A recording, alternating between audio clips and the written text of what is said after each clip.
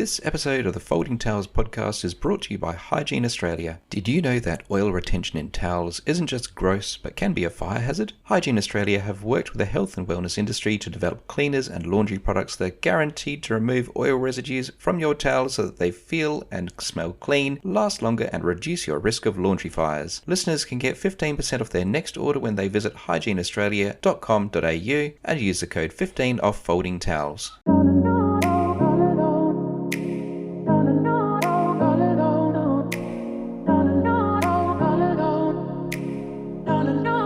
Hi everybody!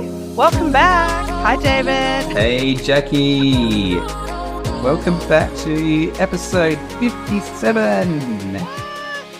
I was looking at that the other day, like doing the social media posting and reading, like, I think I was doing episode 55 and I just had a mini freak out. I'm like, how the hell do we have 55 episodes, David? And now we're on episode 57. Yep. How you going, David? I'm doing pretty well. That's good. Yeah, this has been a better week. Yeah. Yay. Because we're in the depths of winter, and winter brings an exceptionally high number of cancellations due to illness. Oh. And yes, we want people to stay away if they're sick. Don't let them in your room if people are sick. However, Definitely. when a third of your week cancels at short notice due to illness, it really hurts. You had a few cancellations last week, didn't you, David? I think you told me like nearly a whole day cancelled. Very much so. Pretty sure I whinged about it in a previous episode, but Yeah, it's still relevant. It's still happening. it is still happening. Yes, it's okay when one or two trickle through, but sometimes it's hard not to take it personally sometimes. Yeah, I think it can very much be a case of, oh my God, they're not coming to see me. Why don't they love me? But at the moment, everybody is sick and Yes. with something, whether it's Yes. COVID or the flu or RSV or whatever. Yeah, everybody is sick. So definitely do encourage your clients to stay home if they are unwell. Mm-hmm. Yeah. And if you're not taking it personally, I know it's a very common thing to question whether the loves are still out there. Are they really sick, or have I done something wrong? I guess it's imposter syndrome, isn't it? Yeah. Yeah. That used to really affect me a lot, David. In the first 10 years, the first whole decade of my career, I was like, oh my God, they're not coming. Like, what have I done? Well, it's because it felt so personal. Mm.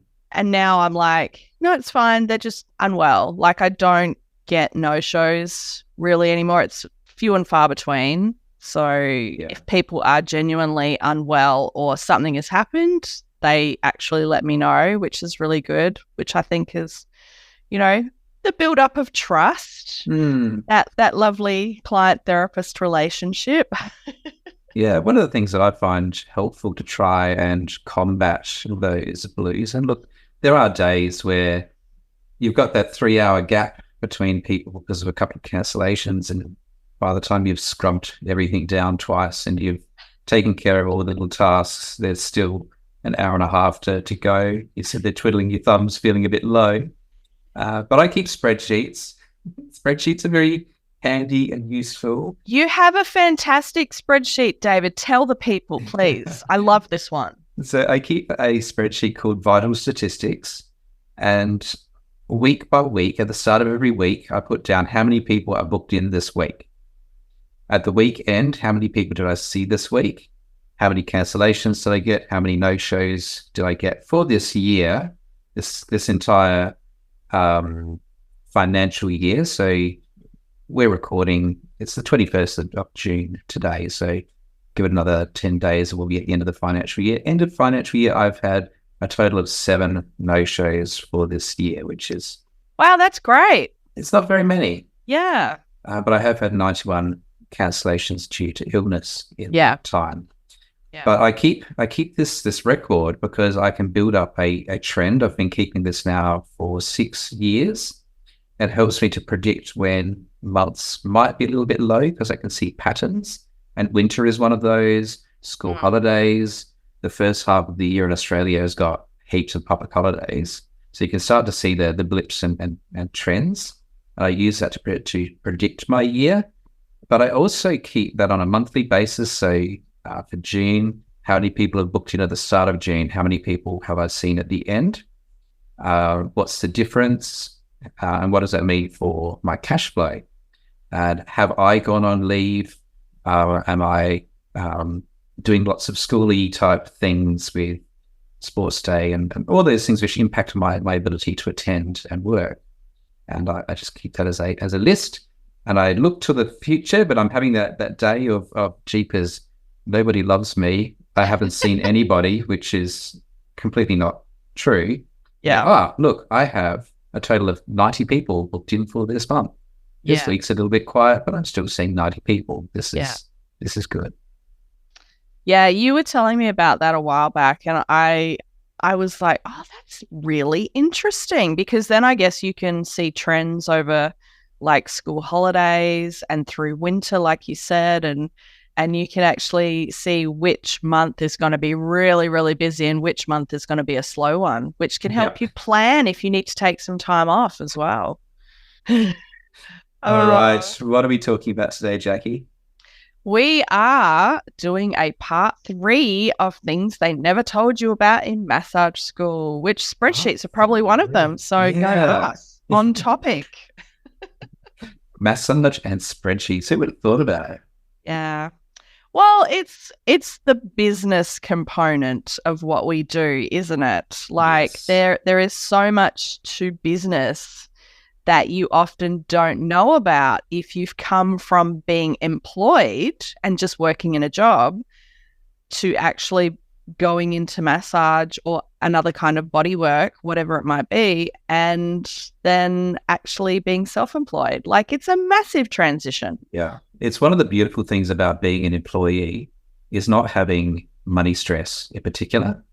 And if you are a clinic owner, particularly if you've got a few therapists, and when you see quiet weeks coming up and you sit there going, oh no, I need to pay people this week. Yeah. Where does the money come from? And you get those blips of illnesses. Yeah. Sort of statewide illness, and the numbers crash. Having data to help you understand that things will improve, being able to see and track trends is really important. And actually, it's not just clinics with multiple therapists. If you are working for yourself, being able to understand and predict those things is really helpful. And about times when maybe you need to up your marketing, maybe when you need to start contacting previous clients and saying, hey, and even keeping register of special events, for example. Maybe there's a marathon in your city. Maybe that's a good time to recontact your runners because you know it's in your spreadsheet that this is coming up. You can keep track of these things. I actually found personally for my business this year, David, that so here in Adelaide in March, we have Mad March where there's a lot of stuff on, including the Fringe. And I actually found this year that it was a little bit quieter for my business through Mad March. And I don't particularly know why that is. I didn't have no-shows. I didn't have people cancelling a lot because they were sick. A couple of people, but not tons. It just kind of felt like everybody went out and did stuff in March because I think the weather was really good then. I'm trying to remember. Yeah. Yeah. So like it could be something like that, you know, that I'm sure there's a few businesses through March that just go, oh, look, I'm just taking a week off here because we do have so much happening in March, you know, the Fringe and WOMA Adelaide and all those sorts of things. So yeah, it is interesting once you start delving into that stuff. And March is usually one of my robust months. And this year it was particularly crap. Yeah. Yeah. Interesting. Yeah. Well, on that note, one of our suggestions today for, I guess, good advice that maybe you weren't told in massage school is to maybe get yourself a mentor. Yes. Particularly if you are a new therapist. I like to call them baby therapists. And like, honestly, you might already have a business qualification. You might not feel like you need one, and that's totally fine. But it can be really good to have a mentor, whether that is a business coach or working in an established clinic. I know a lot of people over the years have said, well, I actually went to work as a massage therapist in a physio clinic and work alongside the physios and work in tandem with them and see the physios clients, to help them on their recovery from injury or whatever it might be. And they've mentioned that they've learned so much from doing that. So it doesn't have to be a typical kind of business coach mentorship. It can be anything really that you think is going to help you. Yeah, both I guess Rafa and Stuart talked about the first thing you do after getting out of massage school is get into a clinic. Get into a clinic that is doing the types of things that you are passionate about. So if that's sport, finding a good sports-based clinic. If it's chronic pain, finding a clinic that works with chronic pain. If it's mental health, whatever, you can find a clinic that has your focus in it. And not just finding a clinic with that focus, but finding a clinic with practitioners who are willing to share their knowledge and who will take you under their wing and share their tips and tricks. One, it's going to help you to learn rapidly because you'll just be surrounded by your ideal type of client. But you're also going to learn how to work together with other people. Yeah, I think one point that you made there, David, is really, really important. I want to just repeat it. And that is working with people that freely give their knowledge. Like you can go and work in a physio clinic and they don't tell you anything. They don't refer clients to you. That's useless to you. I mean, unless that's what you want. If you want a mentor, they need to give you that knowledge. You need to be surrounded by that information and knowledge. So yeah, that was just something I really just wanted to double down on, I guess. Yeah. And it's a difference between working with and working for. Yeah, 100%. Yeah. Or working at. Yes. Yeah. Very important distinction. Yeah. Yeah. It's very easy to go to a well-known clinic thinking this is going to be fantastic and find out you're just filling a spare room. Yeah. Look, if that's all you want, that's fine. You know, like there's nothing wrong with that. But if you want a mentorship, if you want someone to pass on their knowledge to you, you need to find someone willing to pass on that knowledge. Yeah, definitely. I love those distinctions. Yes. And it's good clinics with good mentoring. They know that one day you will move on, one day. But it's in those good clinics that you are a valued member of the team, a valued part of the treatment protocol. That's so interesting before, David, that you mentioned that's my client, you can't have them. Yes. That I had quite a visceral reaction when you said that. Yeah. I was like, oh, yes. Because for a long time, there was that sense of ownership I think we had as a collective of massage therapists. We went, oh, but that's my client. Like, you cannot poach them. You cannot steal them. You cannot, I'm not giving you their details. And I think that has shifted a little bit over the years, and we maybe are slowly getting into the whole, you don't actually own people. No, we don't. I know myself, I see 4 or 5 different therapists over, I don't just go and see one person. Like, I have different people that I go and see for different things. And I have clients that say the same thing for me. I don't do dry needling, but one of my most regular clients, she comes in to see me and she sees someone else for dry needling because I don't do that. So, there is no ownership there. So that's a really interesting point that you brought up, David, because for a long time it was, that's my client and you may not have them. Don't give them your information. Yeah. We have done an episode back in the archives around having a good referral network. and acting in the best interests of your client, not acting in the best interests of yourself. And when you are looking for mentors, and there are clinical mentors and there are business mentors, and a good clinical mentor, it might be one particular trainer, for example, maybe you really like the particular work of someone who does dry needling, for example, through ACE. You may find that this particular trainer really gels with you and you gel with them. You can consider that person to be a clinical mentor, and you might go on to do lots of those the courses and become a groupie. And there's business mentors out there as well, or business coaches. And picking a good business coach, particularly if you're running your own practice, can be very beneficial if you have no business skills, particularly if you've got no business skills. Even if you do have business skills, getting someone to hold you to a level of accountability is also very beneficial. However, there are vultures out there, and I've given money to vultures in the past, but I won't mention any names. There was one that I signed up with in the early days, and then when it came down to it, was just follow this link and watch these videos. And in one of those videos, they went on to say, when you see a person coming through the door with a frozen shoulder, what do you see? And it's one of those rhetorical questions. I see $16,000. I see $16,000 walking through that door. What am I going to do to try and keep that $16,000? Oh, no. I went, I've signed on with someone whose values are very different to mine. Oh, dear. I went out.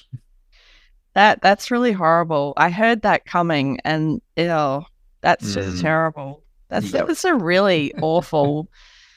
Yeah. Yeah. Gosh. Yes. Yeah. I would even suggest that if you're looking for a business mentor, they don't even necessarily have to work in massage. I think it helps, but they don't have to. I've listened to a couple of podcasts from business coaches who, one of them's a photographer. Completely different industry, really. But I found some of the lessons really sat well with me, and he was inspiring as well. He was like, you know what, just put yourself out there and go for it and just do your best. And it was nice to have somebody that basically was talking me up and going, hey, you know what, Jackie, you can do this. You can do this. Yep. Because, both you and I work alone. The only people we see most of the time are our clients. Yes. And we can't talk to them about this. Yeah. So, you don't necessarily have to have a business coach that knows massage inside and out. It does help, and I would suggest to find somebody that does at some point. But if you just want general business advice, then you can find plenty of people. And the last time I went through some business coaching, this was about 18 months ago, I specifically asked for someone who was not in the health industry, like, that's interesting. Why is that? I said, because I want someone who is unfamiliar with what I do to look at what I do and just say, why are you doing that? Yes. That is such a great suggestion. Also, you are full of wonderful ideas today, David. Thank you. Sometimes full of other things. We won't mention that today. Sometimes you absolutely need somebody that has no idea about your business, about who you are, to look at it from a completely outside perspective and go, what the hell are you doing? Yeah. Yeah. Hey, before we move on to the next topic, Jackie, let's just give a little shout out to Maya. Oh, yes. Yes. Yeah, Maya from Nordic Massage in Cairns. Congratulations on opening your brand new practice, taking the leap of faith. Congratulations. Yeah, Maya has reached out to us a little bit over the last 6 months or so, I guess, and let us know, she was a new therapist and starting up her own business. Then she sent us a few photos of her space, all done up, ready to go. And yeah, it's been really exciting actually following that little journey. Yeah. Hit the ground running. I know. You get so caught up in the minutiae of day-to-day stuff as a sole trader, as a micro business. I think it's really nice to connect with other people and go, oh my God, wow, you're doing really well. This is amazing. Good on you. Yes, it's really exciting. And we got to meet Maya at the conference just a few weeks ago. Yeah, we did. Yeah. She'll be absolutely chuffed that you mentioned her, David. Yeah. We're following your journey and we're really excited for you. Yes, we are. Absolutely. And everyone's journey too. Yes. All right. So the next question is, if you are an employee, you need to be realistic about what you will earn. So I remember at massage school them saying, okay, you'll come out and then you'll just rent a room somewhere and they'll profit share. We're going to talk about profit sharing in the next point. And then you'll charge out at $50 an hour. We're talking a little while ago. We charge out $50 an hour and then you'll just give a percentage to somebody else. And that's just what it is. So that sort of arrangement is now kind of frowned upon as being sham contracting, and having bona fide employees is more legitimate. And the wages and salaries for employees is set out. Well, there's actually 2 awards, but I'll just talk about probably the most common for a remedial therapist in a clinic, and that's the Health Professionals and Support Services Award. And if you look at the pay table, the hourly rate isn't spectacular. It's like $30-ish an hour, with more money being paid for the more experience that you have. However, particularly if you are part-time and permanent, so casual rates they're quite good, particularly after hours and on a weekend. Yeah, casual rates can be quite good. As a permanent part-time or a permanent full-time employee, you get paid holidays, you get paid breaks, you get paid sick leave. In some cases, you'll also get paid maternity leave. After 7 years of service, you get pro rata, which at 10 years converts to long service leave, so 1 week of leave for every year of service. Your clients are found for you, the rent is paid, the insurances are paid. You usually get professional development. If someone cancels, you still get paid for being there. And you have almost zero risk from a business sense. And so if you're being paid that $30, $32, $35 per hour, it's not lucrative money. It's certainly quite a bit above minimum wage. And if you look at the pay tables, a person with a PhD doesn't get paid too much more either. You get paid for turning up, giving a good massage, turning the light off at the end of the day, and going home with no more responsibility, no more risk. Yeah. Going home and not having to think about work. Yeah. I don't remember it, David. Yeah. That is a really, like, honestly, I think a lot of us think that's not a good option, but there's nothing wrong with that option. Like, if that's what you want to do, if you want to work for someone, and work might only be 2 or 3 days a week, might be 5 days a week, who knows, you're getting paid every week. That security and safety net is there, and you can have sick days and yes, paid days off. Yeah. And in that temptation, but as an employee, if you're unwell and you use a sick leave, just call in sick. That's great. You get paid. When you're working for yourself and you're looking at your bank balance going, things are a bit rough. Oh, I've got a bit of a scratchy throat. There's that temptation to just go in, and you shouldn't. Yeah. And definitely over the last couple of years, we have talked about this a lot from a business sense, because a lot of people are not necessarily paid very well. They might be paid a reasonable amount, but they might only be working part-time. And then you think, oh, I can't afford a week off work. Well, if you're sick, you kind of have to.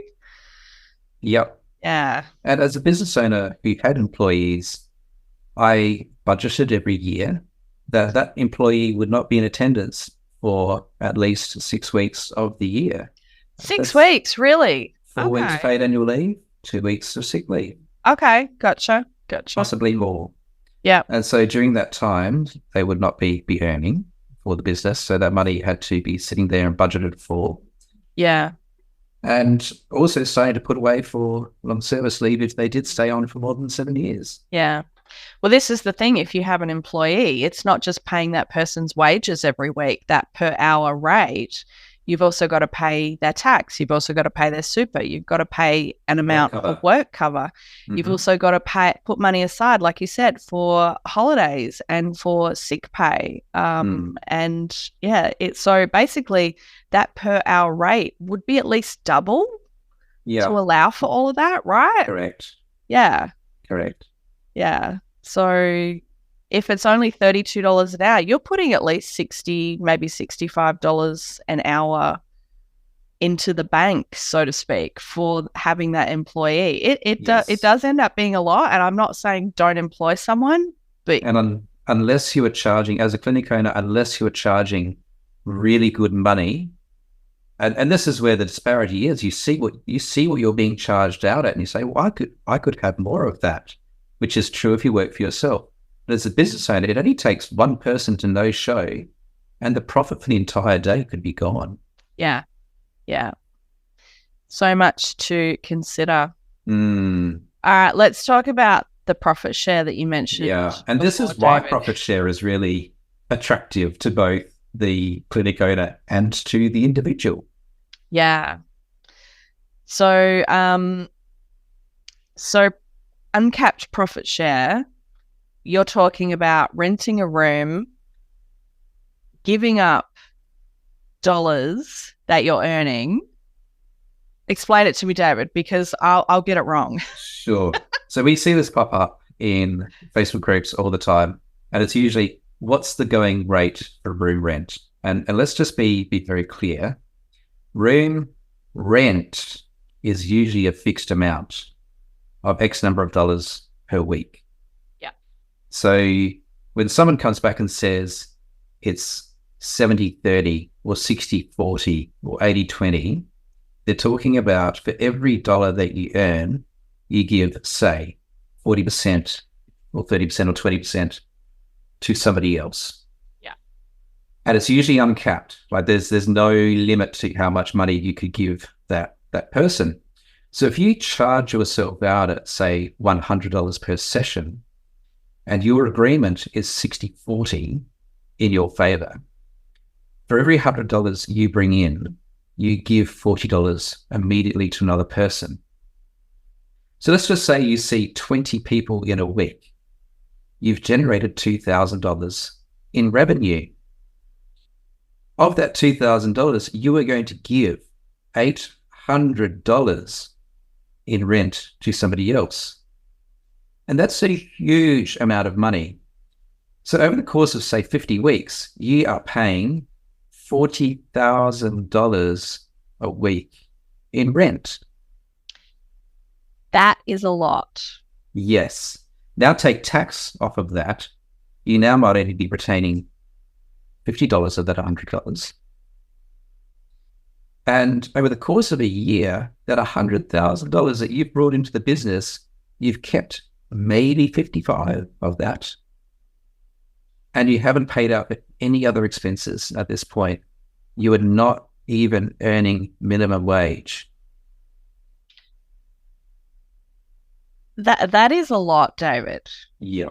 I'm just soaking in all that information right at this minute. My brain's going, oh, that's too much. So the reason why profit share is attractive is that, particularly when you're starting out, if you're not busy, you don't pay much money. Yeah. So that's great. And it also is supposed to incentivize the host business to find clients for you so that they can earn more money from you being there. Yeah. And so being busy is a good thing. But when it's uncapped, it gets very expensive very quickly. And if you're in one of those agreements and wondering why you're hungry, that is probably why. At an ethical business, if you were doing, say, a 60-40 share, an ethical business would cap the amount that you pay weekly at, say, $300, $350 per week. Yeah. Honestly, I don't really like this. I feel like it's wrong, maybe on several levels. I don't know, because especially if it's uncapped, like that's not good. If you're only renting the room one day a week, you're probably not losing a lot of money. Like it's probably okay. But yeah, I would just be like, in my mind, I want to go, look, just rent the room, just have the room for, whatever it is, $300 a week, whatever that amount is, and do what you want in that space. That feels more ethical to me. Yeah. I don't know. I'm not trying to say that this is wrong, but I guess the point is do the maths, look at where that money is going. Because, yeah, if you're only seeing 2 or 3 people a day and you're only doing one day a week, it's not tons of money over the course of a year. But as you start to build up, it ends up being a lot. Like $40,000 a year in rent. Yeah. That's a lot. Yeah. So just down the road for me, I could rent a shop for $25,000 a year. Yeah. Plus on costs. Yeah. But that spaces would be 100% mine. Yeah. With additional rooms that I could put people into. Potentially, yeah. And actually make some money off that. Yeah. Yeah. Yeah. So just FYI, trap. And also in looking at that, if you go into one of these profit share arrangements and then the building owner tries to set your fee for you. Oh, no. No. And then they try to control your diary. No. And they tell you what you need to wear. You are not a contractor. You are say it, Jackie, you are a... Employee. Yeah. You're entitled to superannuation and sick leave and other. Yeah. I actually want to mention right here, David, as well, that and huge thanks to I believe it was Liz Sharkey maybe who posted this in one of the Facebook groups recently. I think that's who it was. Thank you, Liz.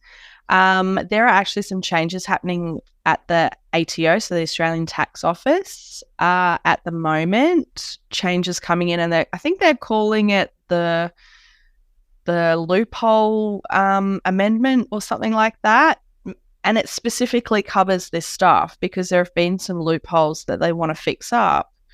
That means that people have gone from all this previous sham contracting where you really were an employee, and making it much easier to actually define, yes, you are an employee, actually you need to be paid superannuation as well as that rate for that job that you're doing or that per hour rate or whatever it is. So there are some changes happening, and we are going to talk about this in another episode in depth. We're not going to talk about that anymore today, but we're an expert. Yeah, an expert, which is definitely not me. But yeah, so I have posted about this in our group. So hopefully people in Adelaide are a little bit aware of this, but definitely look at this. If you are an employee, if you're thinking about having an employee or working for someone in any way, definitely check out some of those changes because they're happening this year. Very soon. Some have already happened and some are happening now. Some are happening, I think, 1st of January as well. So yeah, it's the Closing Loopholes Act of 2023. Thank you, David. Yes, I knew there was a loophole in there somewhere. Yeah. And also, before you sign any contracts, if it's a room rent agreement, you can lean on your association and their legal advice team, which usually comes free with your insurance. There's usually an advisor through the association, and If it is genuine rent, you can talk to your leasing co who has an arrangement with Massage and Myotherapy Australia. And if it is more of an employment thing or you're a little bit unsure, then you can approach directly and anonymously, particularly if you're worried about getting someone into trouble, Fair Work Australia. They want to help you and they want to help employers to do the right thing. And they will provide advice. Absolutely. You do have a few options in regards to getting advice. Definitely. Yeah. Yeah. Cool. Don't give up 40% of your income. No, please don't.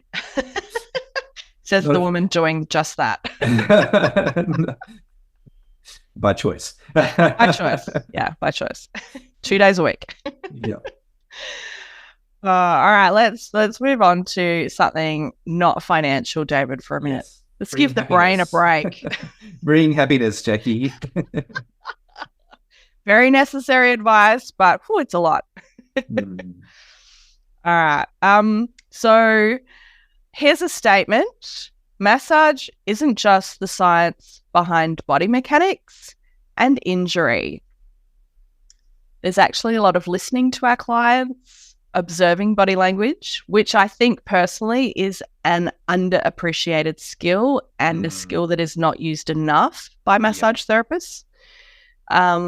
Being empathic towards their situation and understanding how people process life and hard work and experiences and grief. Yeah.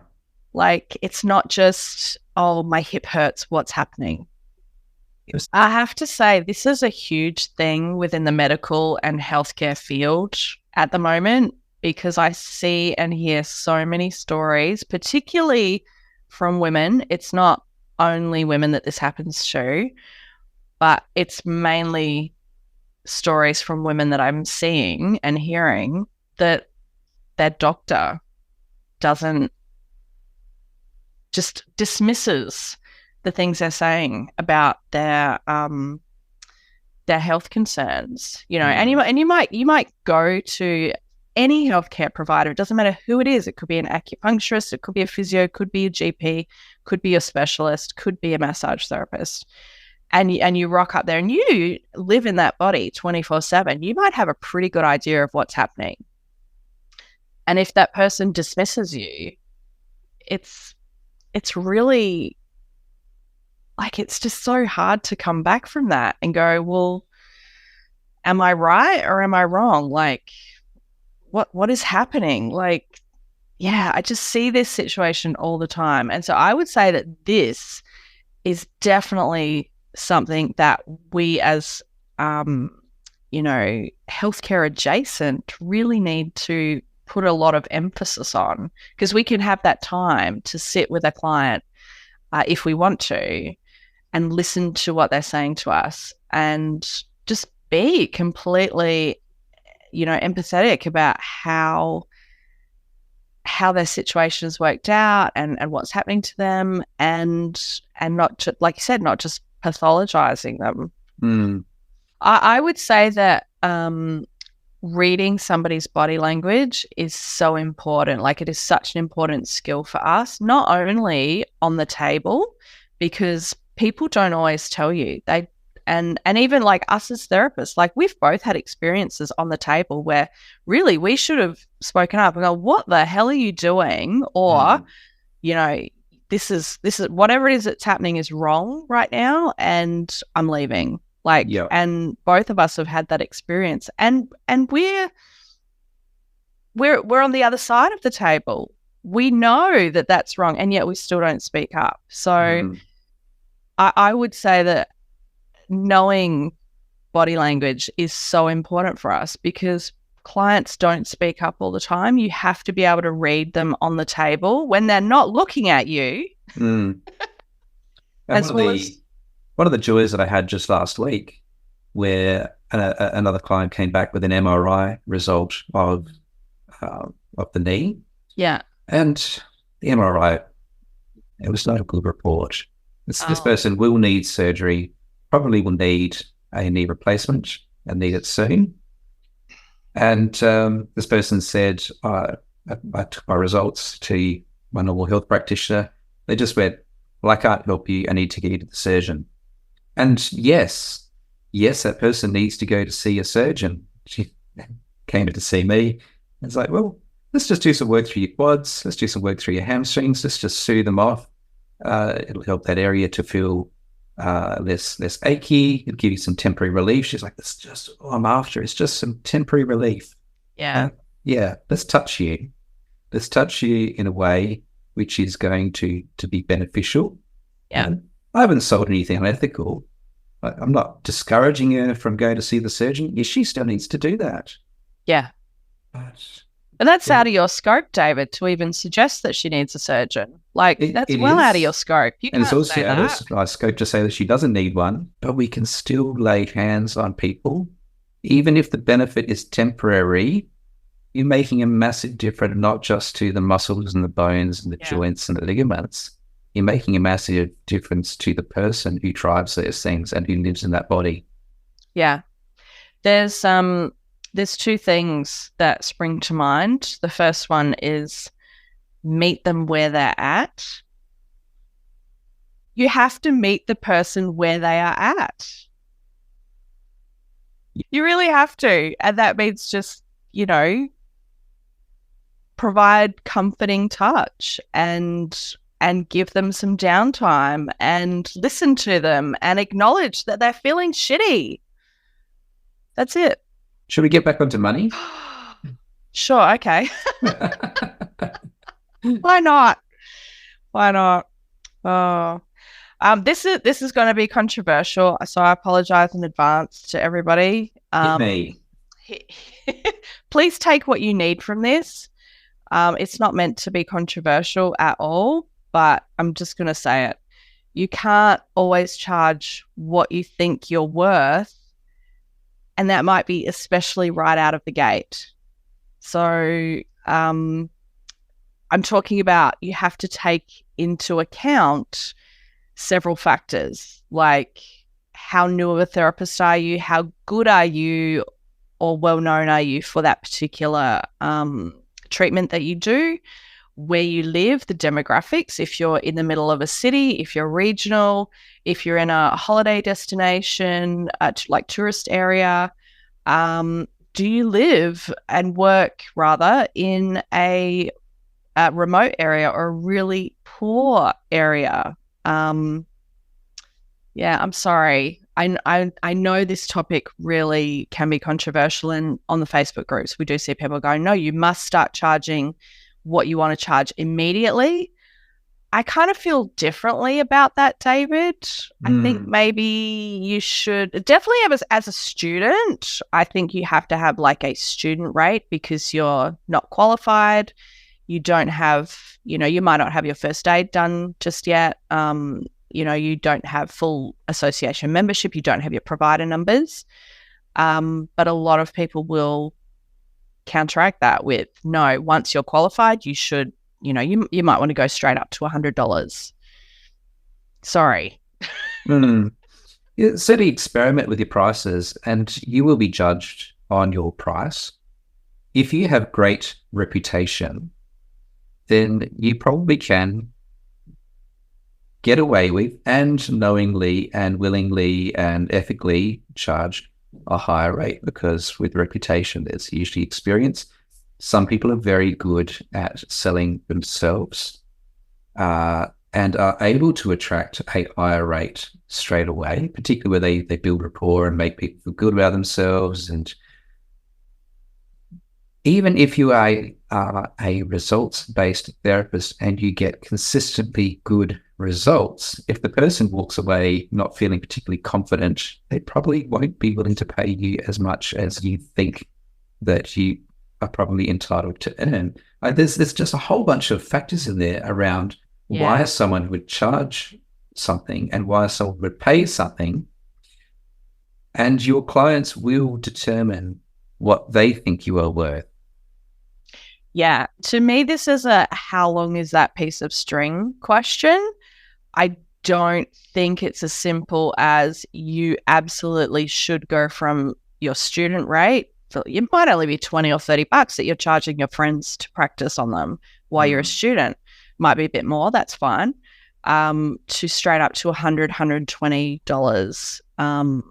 And like, if you want to do that, that's fine. I'm not saying don't do it. But like you said, like, there's factors, the types of clients that you see, the treatments that you do, where you live, the demographics of the area around you. Like, people will travel.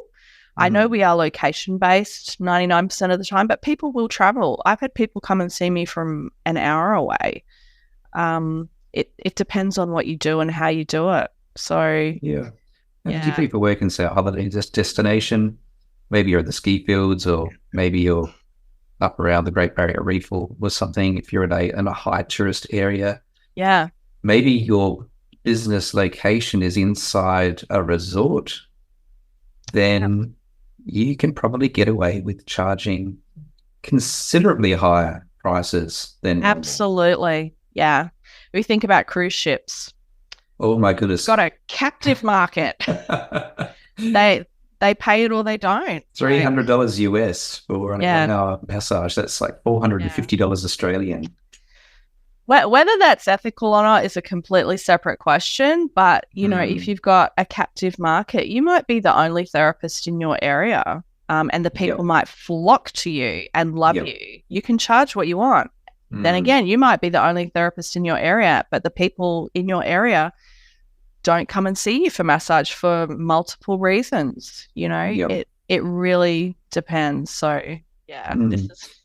And look, with price, if you are charging a higher amount, you can often get away with seeing fewer people. So depending on how you judge yourself, are you doing 40 hours of massage a week and charging a lower amount? You run the risk of burnout and injury at that sort of volume. More importantly, are you happy? Are you doing what you want to do? Or are you charging a very high amount and seeing maybe 15 people in a week, still earning the same amount of money?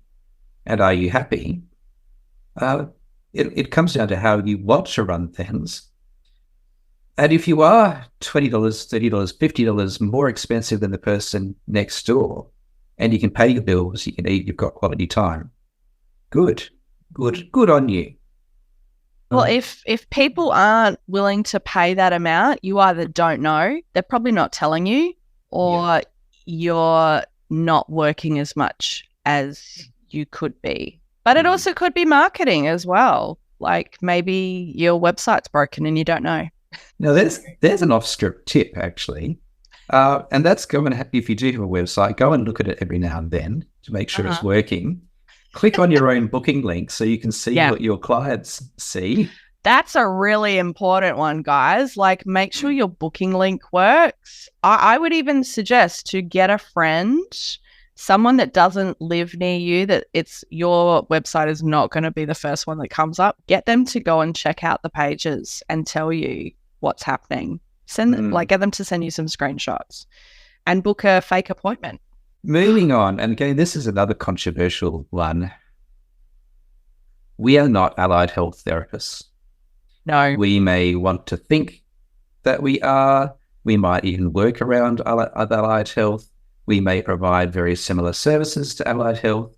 But in Australia, as defined by legislation, we are not allied health professionals. No. It's set out that even if you have a university degree, unless it's a 4-year degree or longer, so you could have a 3-year degree in, say, exercise physiology or something else, unless it's a 4-year university degree and your professional association is registered and there's a whole bunch of other things, you're not allied health. Yeah.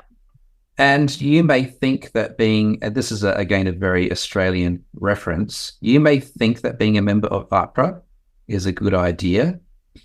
If you've watched 60 Minutes recently and they've uncovered APRA's management of, say, the cosmetic surgery industry, where there is a whole bunch of holes, and I encourage you to watch those investigations and see what is happening, because it is horrifying. Okay. That is a regulated industry Yeah. with very poor regulation. Right. So Massage Myotherapy Australia and ATMS and ANTA and a few other professional associations, they have actually received recognition for remedial massage by the Allied Health Professionals Association. This isn't AHPRA. It's the Allied Health Professionals Association, and it recognises that because we have qualifications that are to an Australian standard, because we are members of an association, and that there's requirements for ongoing CPE, and there's insurances, and there is a level of checks and balances, we are similar to a registered profession.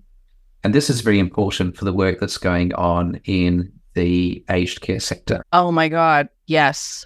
There is a lot happening there too, David. That's a whole nother conversation. So yeah, we're complementary therapy. We are. We're allied adjacent. Yes, we are.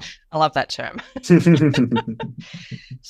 AHPRA is what doctors and dentists, physiotherapists, acupuncturists, surgeons, nurses, even.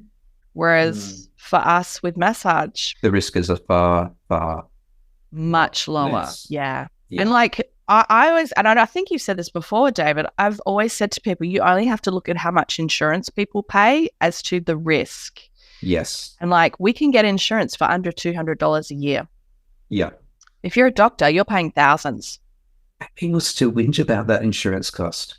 I know. It's like one of my lowest things that I pay each year. Like it is so low.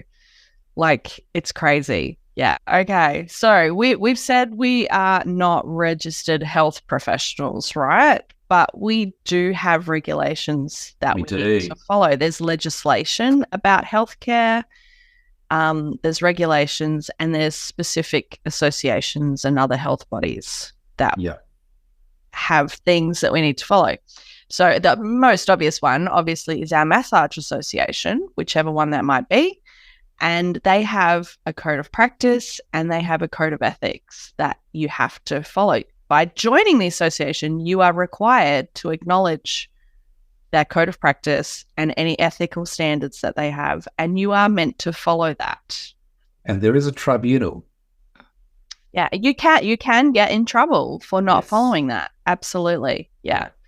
And if the complaint is serious enough, then it gets referred on to criminal proceedings. Yes, absolutely. And it does happen. It does. We know that it happens. Yeah. Yeah.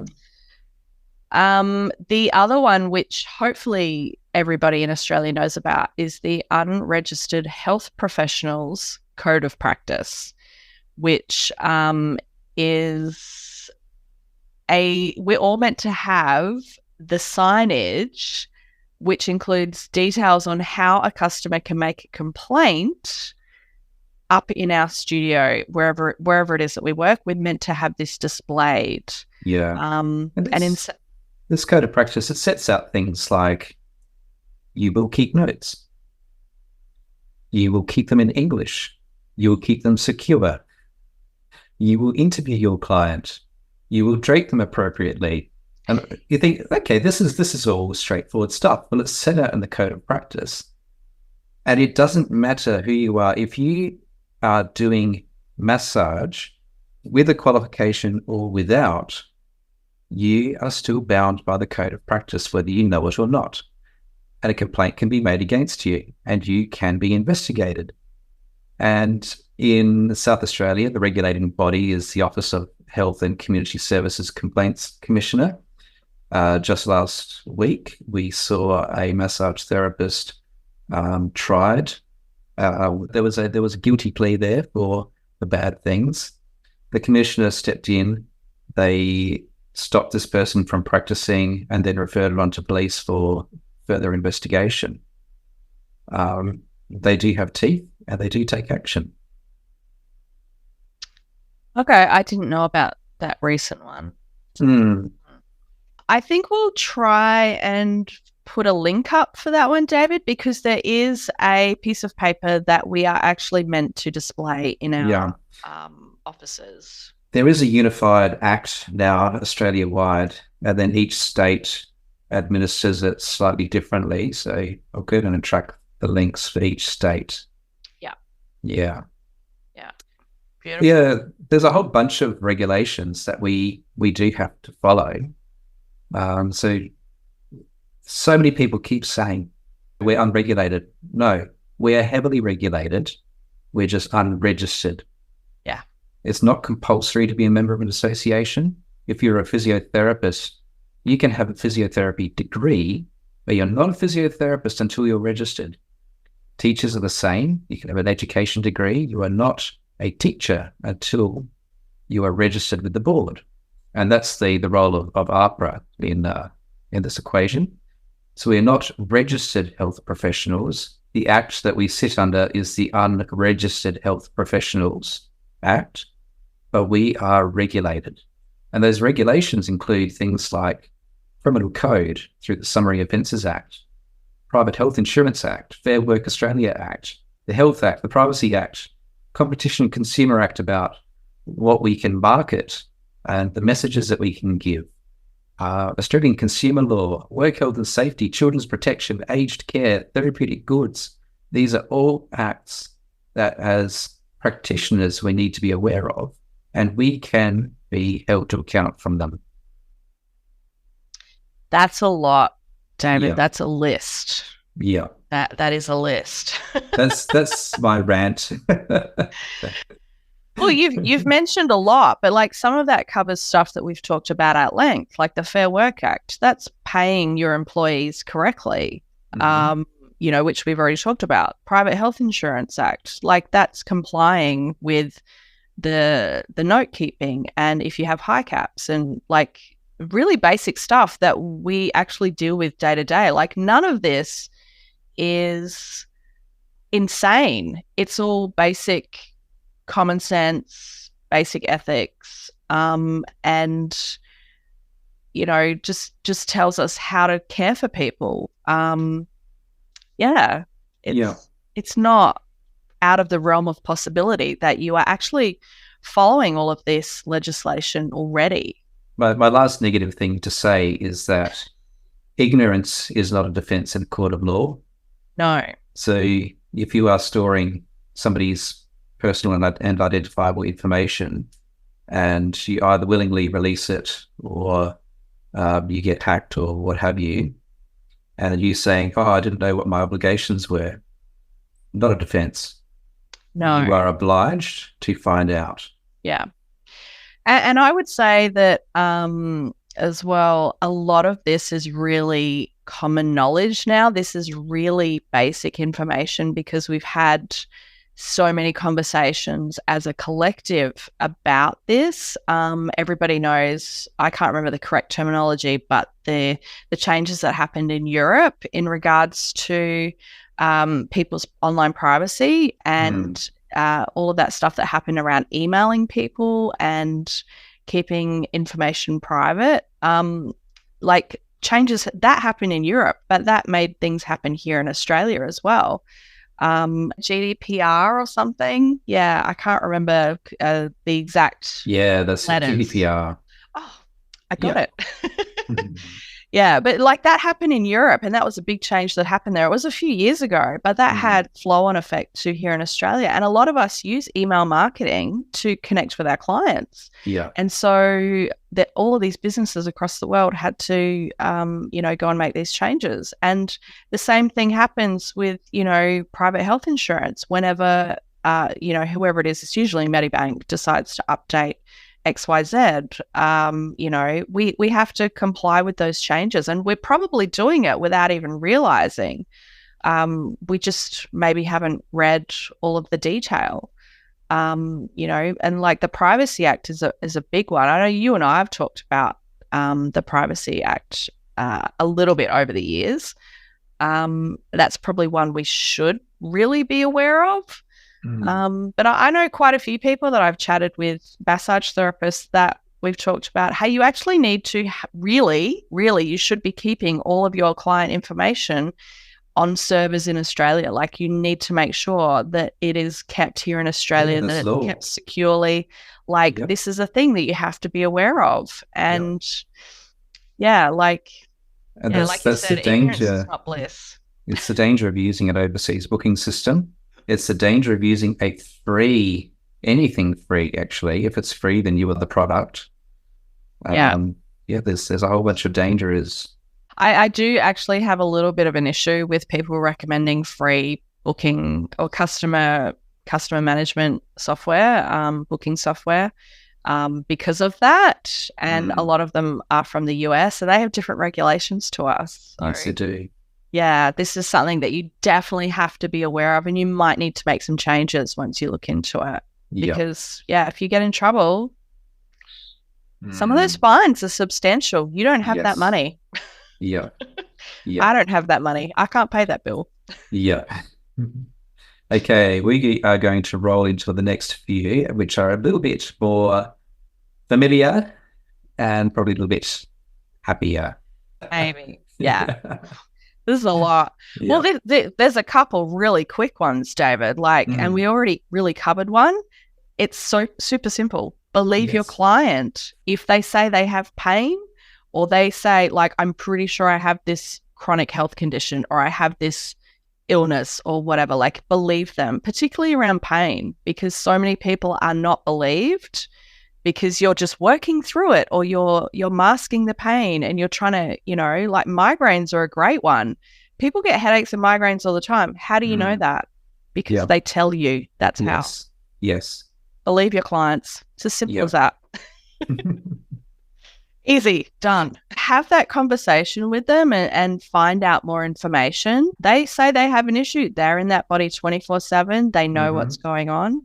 They know what is normal and what is not. Yes, absolutely. Here's another really good one, David, which is apparently very controversial, but I don't understand the controversy. I really don't. Is that you can actually massage your client in the first trimester of pregnancy. Yes. You can. If you are not confident, then you probably shouldn't.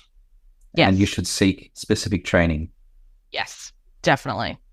That applies to everything, David. If you have a sports person that comes to you and says, I'm going for a marathon on the weekend, but I've got a thing, I would be like, excuse me, no, I cannot help you.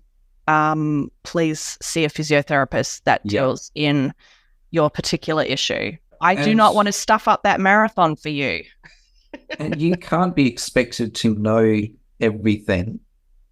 And you can be curious and learn stuff.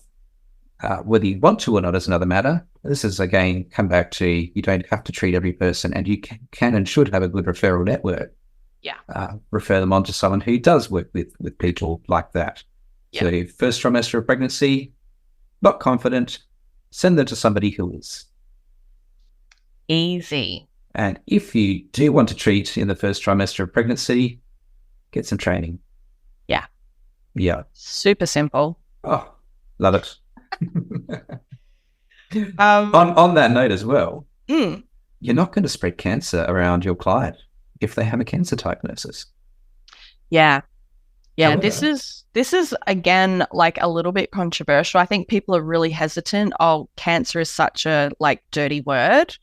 But if you've been seeing someone for 10 years or 5 years and they're a loyal client and you know them really well and they have a cancer diagnosis and they're seeking treatment for that, why would you stop seeing them?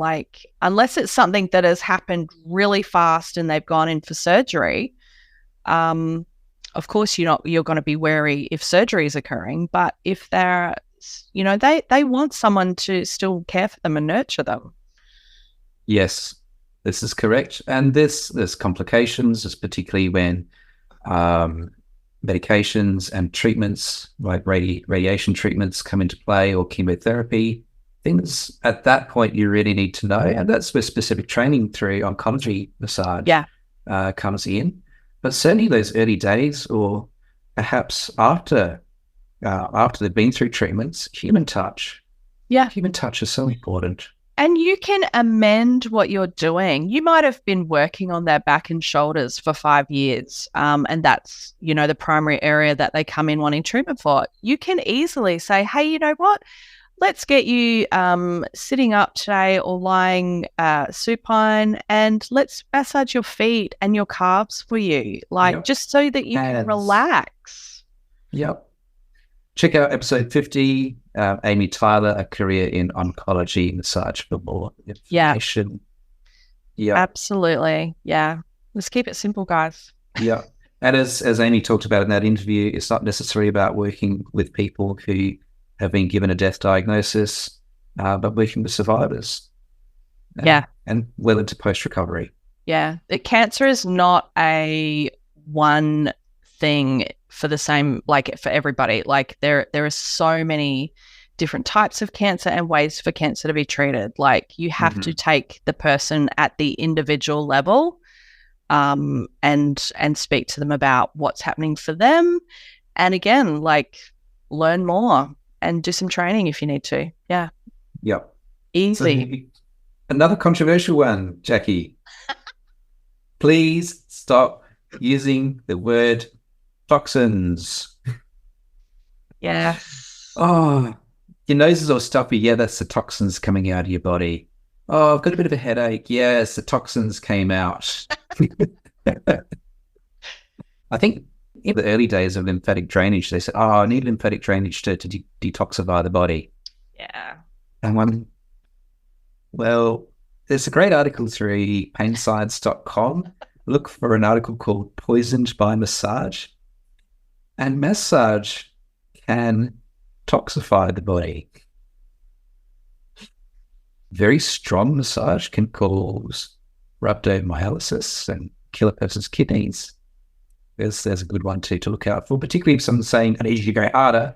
No, harder can actually be dangerous. But even very light massage, exceptionally light massage, if the person is sensitive, they can still get post-massage soreness and malaise.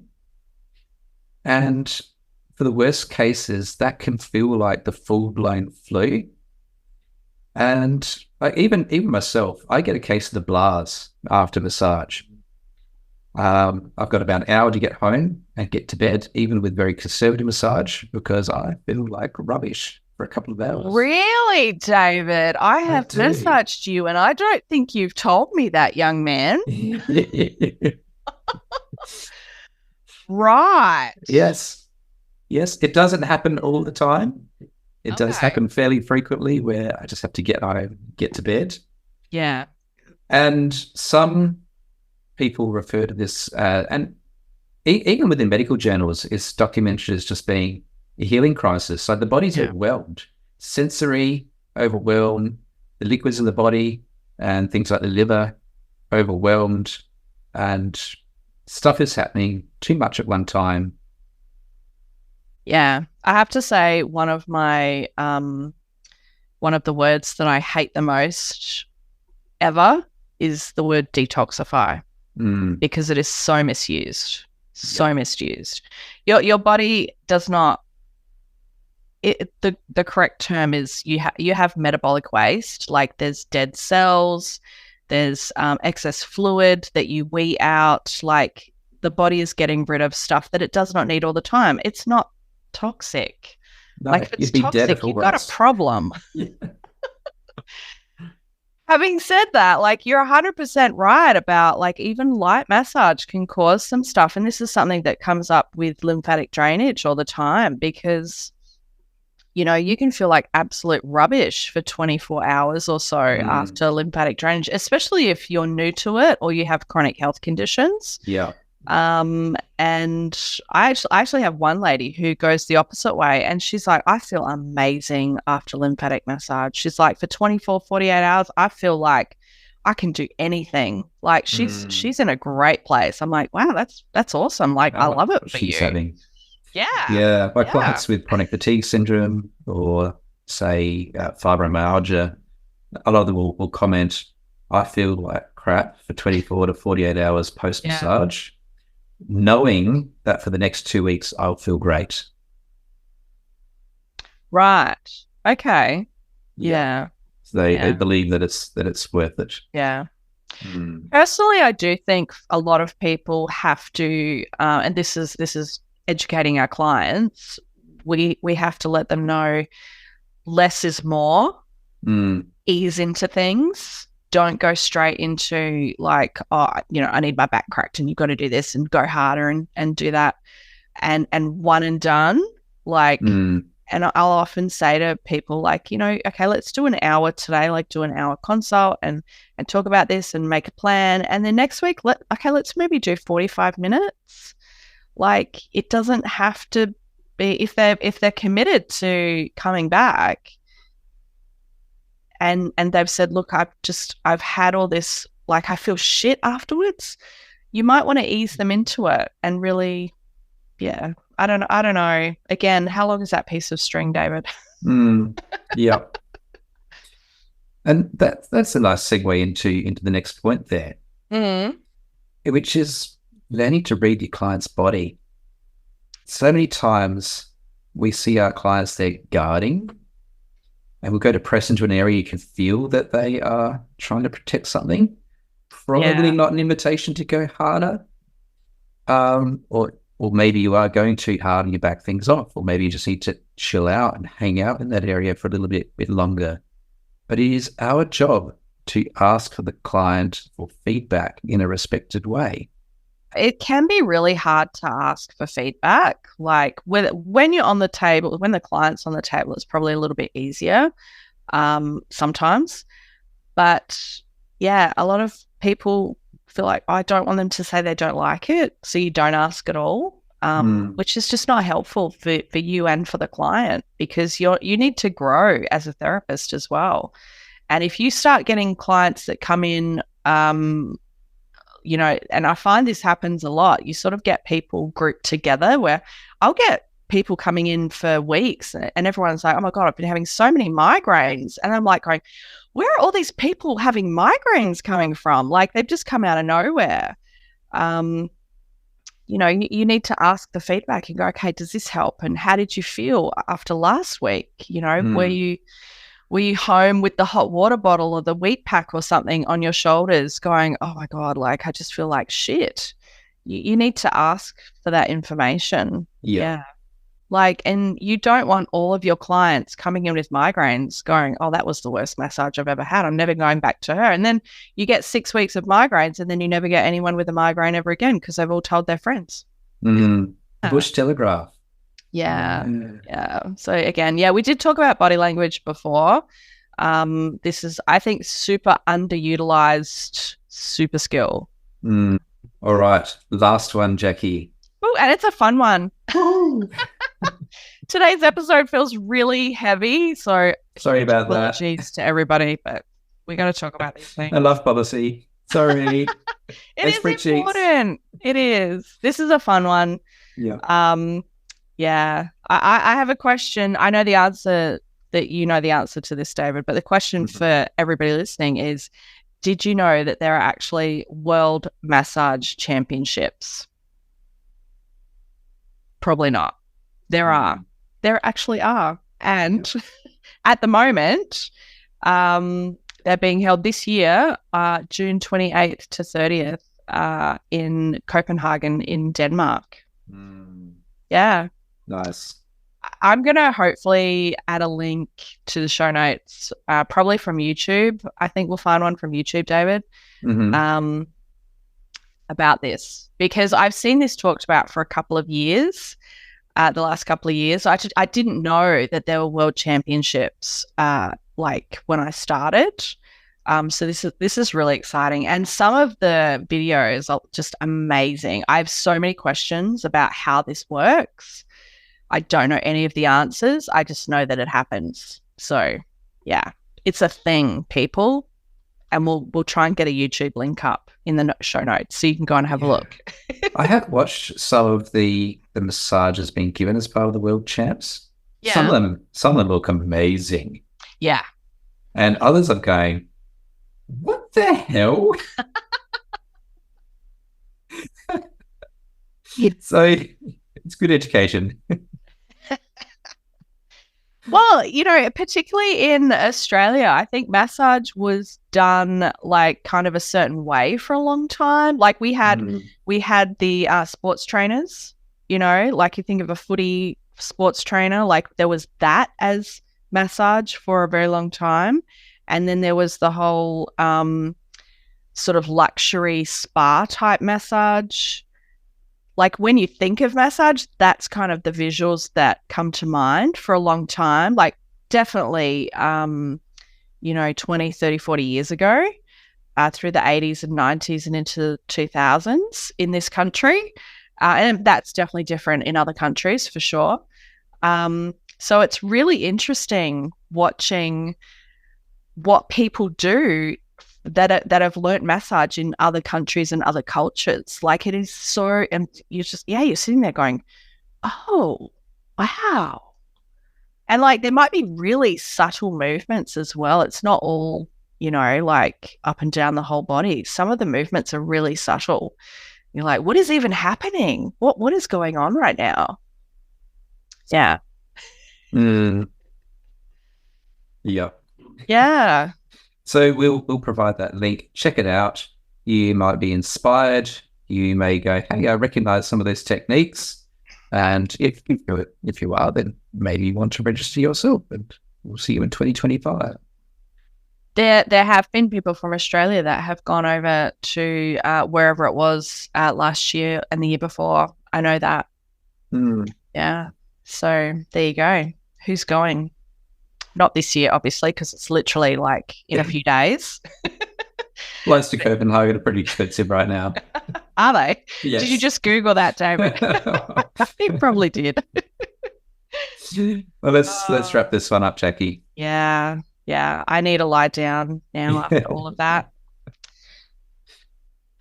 All right. Give yourself a massage, guys, as recovery. Honestly, yeah. Just do it.